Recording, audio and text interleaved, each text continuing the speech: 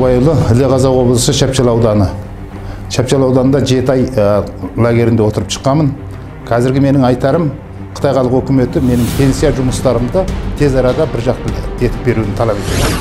Мен Анықбек Тұрдайжан, Төрбіжін аудандық лагерінде жатқандығым үшін мына жердегі Қазақстандағы мал мүлкімнің бәрінен айырылдым. Екінші рухани жақтан денсаулығынан айырылдым. Соған мен төлем талап етемін. Мен Қарғыбатай Толаудан лагеріне жатып шыққан куәгермін. Адалғазы Жақай Қытай үкіметінің заңсыз қазақтардың жерінің жайлау қыстау егістік жерін тартып алуына қарсы. Мен Бақтиярым Екешұлы Текес аудан лагерінде 8 ай 5 күн уақыт қиналып жаттым. Қазір семьям отбасымен бөлініп, тағы да қиыншылықтарды көріп жатырмын. Осы семьямды Қытай үкіметі дереу қайтарып маған, семьямды қайтарып берсін. Тарбағатай аймағы Төрбілжен ауданы жер асты түрмесінде қамалған Тұрсынбек Қабимін. Қазіргі жағдайда денсаулығымнан айырылдым. Қытай үкіметі осы денсаулығыма төлем беру керек.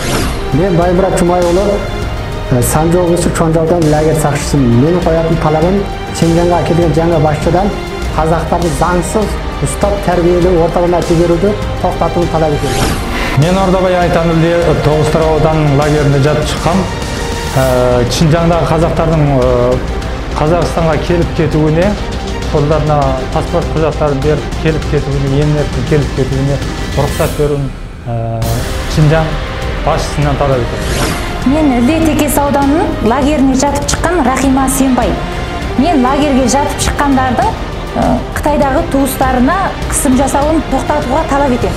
Мен Ілен Мылқыдан келген жеке кәсіпкер Дина Нұрдыбаймын. Мен Шинжаңда жүргізіліп жатқан мәжбүрлі еңбекке, кәсіптендіруге қазақтың жастарын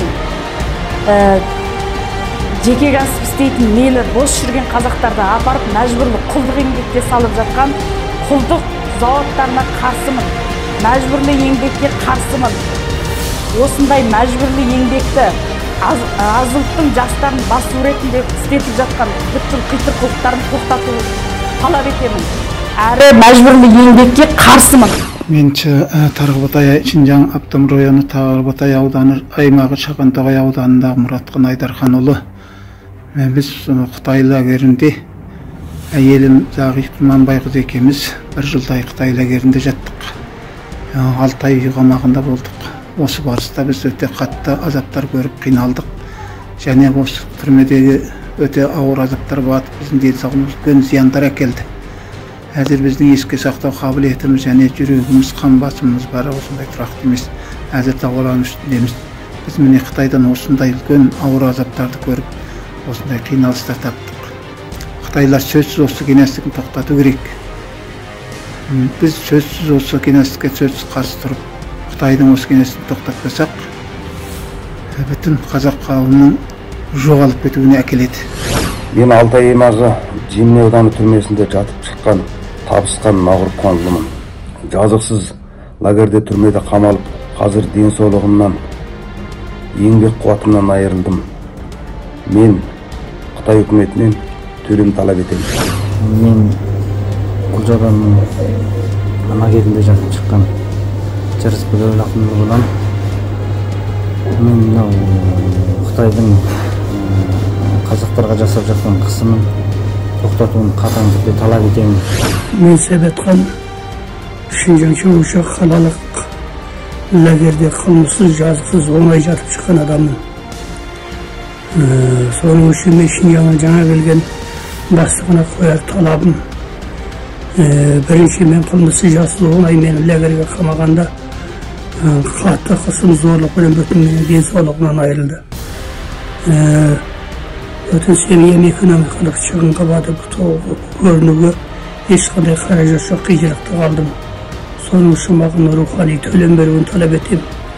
Екінші менің 10 жылдық, 30 жылдық, екінші менің 30 жылдық жер суының ақшасын толық бермей жатыр. Осыны толықтап беруін талап етемін. Үшінші, ешқандай дәлел пәкіл нақтылығымыз жоқ. Жөн жансақ bir jol neker kıyıp koyup degenen jala menen 10 jıl, 7 jıl, 10 жылга сотталып кетип барган чамалуулар діни адамдар. Осылардың бәрін бостандыққа шығаруын талап етемін. Осы менің жол қоятын талабым. Сәлем, мен Бақытгүл Рамазанқызы, Тарбағатай аймағы Дүрбелжін ауданында лагерге кіріп шыққан тірі куәгермін. Шинжанға жаңа келген басшылықтан ол жақтағы қазақ кадрлеріне қысым көрсетіп, себепсіз қамауға алуын тоқтатуды қатаң талап етемін.